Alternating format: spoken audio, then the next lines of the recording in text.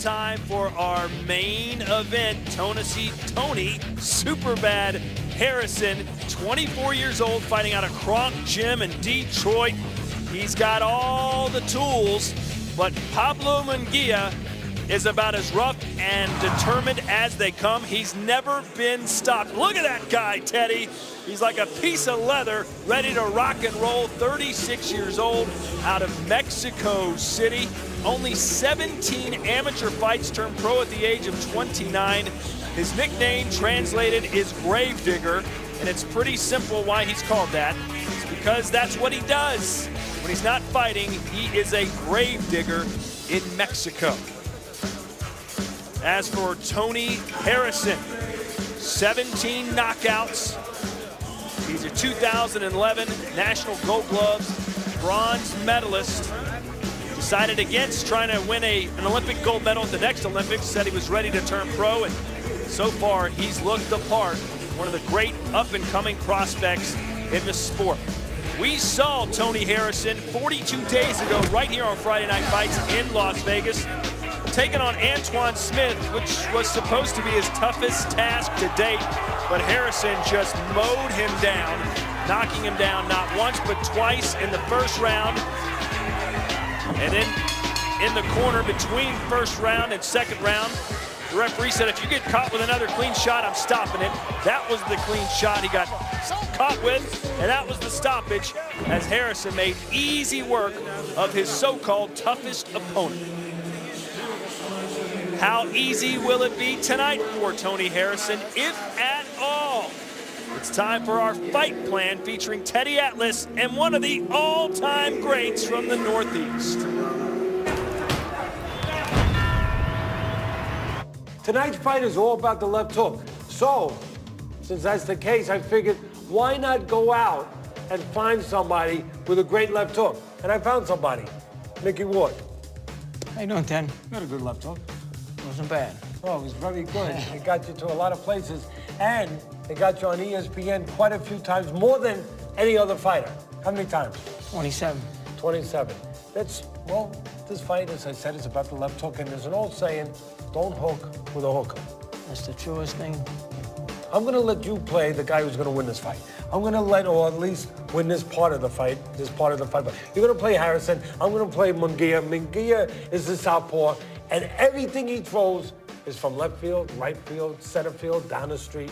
Everything is wide. And he throws a wide left hook, and he drops his right hand.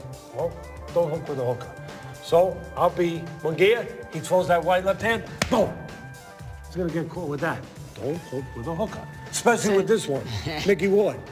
The winner, Harrison. All right, now how can Munguia pull off the upset and get a big win and become a star? Maybe a movie star, like you. The movie was made on you. Sure was. Well, I'm gonna be Munguia, Harrison. Now, Munguia, yeah, everything's wide, but he's a little awkwardly clever. When he gets inside, he does a little tricky stuff. I notice against Harrison, keeps his left hand low, and he stands straight a little bit. Munguia, southpaw, he'll come in, and what he does is, he'll bend low, yeah, he'll get your attention down low, like he's gonna throw here, and then bang! He throws that looping crazy right hand up top. If he does that, well, lights, camera, action, a star's born. Maybe. This is the real star. Will somebody call doctor there? I'm a little jaunted. Just a little jaunted. I'm okay, though. I'm healthy. You're gonna make Don't it? have to move away from me. I see you moving You your sure? chair. It's not jaundice. Okay. It's not. All right. Just a little bit of yellow lights, I guess. Is that what it was? I guess so. Thought you've been eating a lot of carrots or something. No. Good evening, gentlemen. Hey, listen, we Ricky went was over great. the rules early in the night. Let's have a nice, clean fight. Touch gloves. Good luck to the both of you. Buenas noches. We were hoping Tony Harrison would be tested in his last fight against Antoine Smith. That didn't happen. How long do you see Munguia hanging in there with the unbeaten prospect? 5 rounds. Straight to the point. I love it. So here we go. Look at the height difference between these two. At least 8 inches. It's not exactly Emmanuel Lewis and Andre the Giant, but still, it's big. It's very big, and again, Munguia, a southpaw, soft around the middle. You know, looks old, looks short. He is short. That's why he looks short. But he's a tough hombre. And he'll get in there, and his one chance is the right hook upstairs. Watch. He'll bend low, and then he'll throw that right hook up top. Yeah, he's got to lean down a little and then sneak a right hook upstairs if he's going to pull off a huge upset. Well, it's hard to age gracefully when you dig graves for a living, Teddy. Hey, look, he's a tough guy. He's a guy that I admire, that I appreciate, that he gets in his ring, such a difficult thing to do. He has to work a job, take care of a family, and he still does this, and he does it with a lot of heart. And I appreciate that. I applaud that. And there's an awkward cleverness to him, too. You know, he looks terrible in some, but he'll move, he'll sway, he'll duck, he'll weave, and he'll wind up getting in close. The only thing is, how much of a price does he pay on the way in? That's the fight plan for Harrison. Catch him on the way in. Munguia has never been stopped in his 26 professional bouts, has 11 knockouts. He's only been knocked down once. Yeah, no, actually, he has been stopped. My apologies. Yeah, he has been stopped 3 times, but stopped for the most part on his feet. Has only been knocked down once. Yes. Has never been knocked out. That would be correct. And again, if Harrison's going to stop him, going to knock him out, it's going to be catching him with straight shots, short shots as he comes in. And maybe using the uppercut. Because that uppercut is there for Harrison. Harrison's been touched a couple times already this round. That means Munguia, as short as he is, again, awkward, clever, knows how to get in. You will never find a more confident fighter than Tony Harrison, who feels he's on the verge of superstardom. Vowed to win by knockout here tonight. But as a realist says, listen, boxing's the only thing I can do. He said, I can't rap and I can't sing. It reminded me of what Jack Dempsey used to say. He'd go to a bar, you can vouch for this, said, listen, I can't sing, I can't dance, but I can lick every SOB in this place. And that's how Jack Dempsey became one of the all-time greats. Harrison, not exactly Jack Dempsey, at least not yet. That was actually, hate to say this, but that was actually John L. Sullivan. Todd, one of the things I was saying, you talked about Jack Dempsey, said I can lick any man in the house. Really, for me, the guy who said that was the last of the bare-fisted heavyweight champions, the last of the bare-fisted champions, John L. Sullivan, legendary figure, legendary fighter. He used to say that, but Jack Dempsey, I mean, he was a guy that... He lived with hobos. You know, he ran the rails. He actually rode the rails. He would ride underneath the trains, which is pretty dangerous, to get from town to town. And as you said, he lived in a hobo village. Real tough guy, only 182 pounds, 185 pounds. The Manasseh Mauler became heavyweight champ of the world, involved in the first $1 billion gate. But as far as saying I can lick any man, maybe he said it too. But for me, it was John L. Sullivan. I'll tell you what, I've never said that. And for good reason. Don't start now. And again, it's all about Harrison taking what Munguia gives him. Munguia gives him a wide shot, he can punch inside. Munguia reaches in, he can time him. Munguia was extremely honest with us yesterday. I said, how much do you know about Tony Harrison? And he said, quote, I know nothing. Yeah. At least he did his research. They're kind of like Sergeant Schultz in Hogan's Heroes. Remember that show? I did not watch that show. Yeah, that was Sergeant Schultz. They used to ask him what's going on. He said, I know nothing. Sort of like me tonight, right? No, you know something. And I'm sure Jack Dempsey probably did say that. But the guy that was known for saying, I'll lick any man in the house was John L. Sullivan.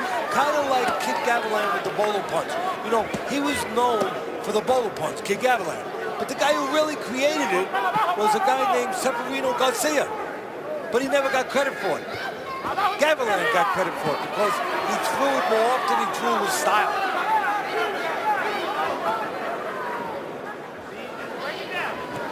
Harrison fighting for the second time in 42 days. Back then, what, John L. Sullivan, Jack Dempsey, they'd fight 17, 18 times in a year. Well, Joe Gans did that. Fought every other week, every week sometimes. I mean, those guys did that.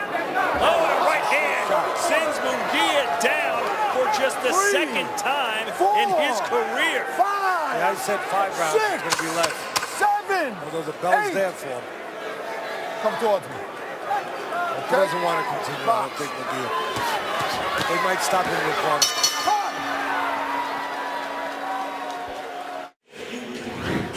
The sweet side, set up your punches, little short step back. Watch Harrison, little step back, and a short right hand, like Joe Louis used to do it. Short and sweet. Little step back, create a little hole. He knew his man, he knew Munguia would be leading with wide shots. He knew there'd be an opening. He closed it with a right hand. And the doctor right now deciding whether or not he will let Munguia go out. Is he dizzy, headache? I got an eye on him, Doc. What they say, they said, you know, he's short, he's old, he's soft around the stomach, but he's a tough hombre. Maybe too tough for his own good. Maybe digging his own grave, so to speak, here, round 3, and Harrison all over Munguia.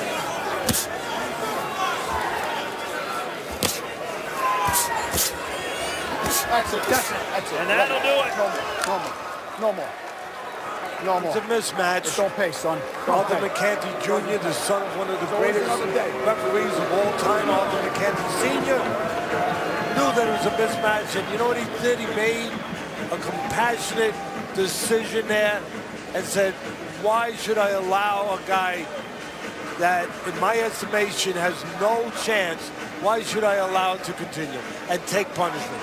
Munguia has a wife and 3 sons at home, aged 5, 7, and 9.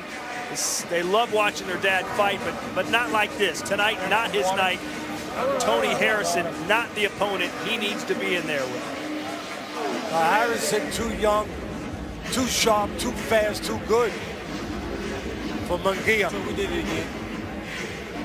Harrison said he wants to be on the cover of Ring Magazine this year, and he's on his way to doing that. How close is Harrison to being title shot ready? Well, you know, it's hard to answer that question honestly and properly for the last 2 opponents he's had. He needs to step up now. That's what he needs to do and show us how ready he is by stepping up in competition and doing it in the ring.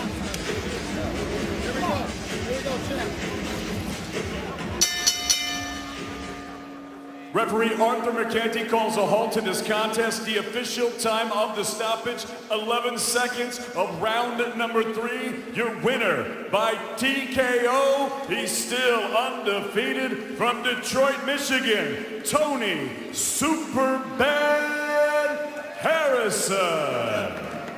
He's done it again. 18 knockouts, 21-0. We'll hear from Tony Harrison when Friday Night Fights returns.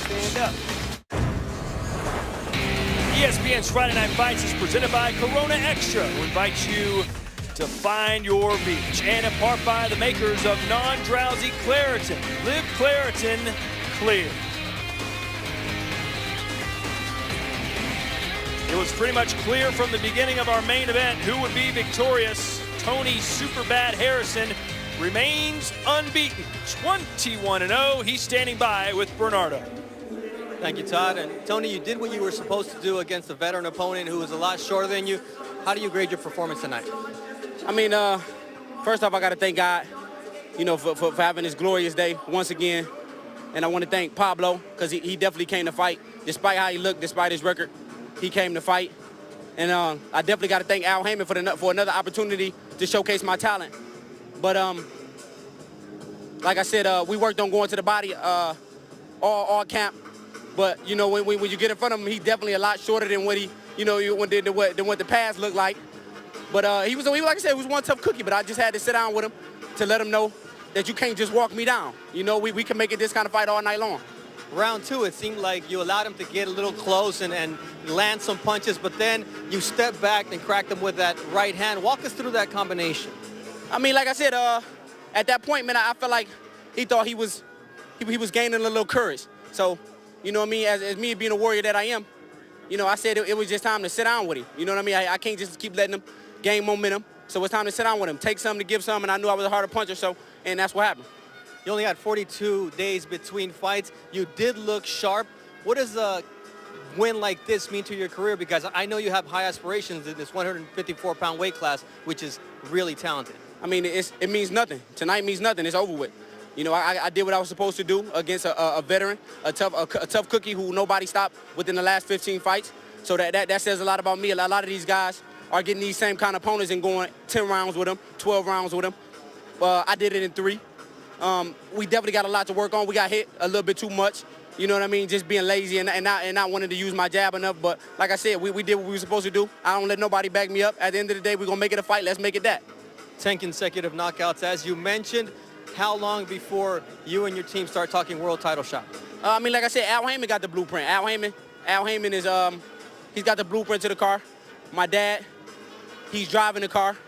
Me and my team are just riding in it, and I'm the machine. You know what I mean? So I'm probably going to get on the phone with Al Heyman and see what he has next. Hopefully he got good plans for me. I'm knocking everything in front of me out, even though I'm getting hit.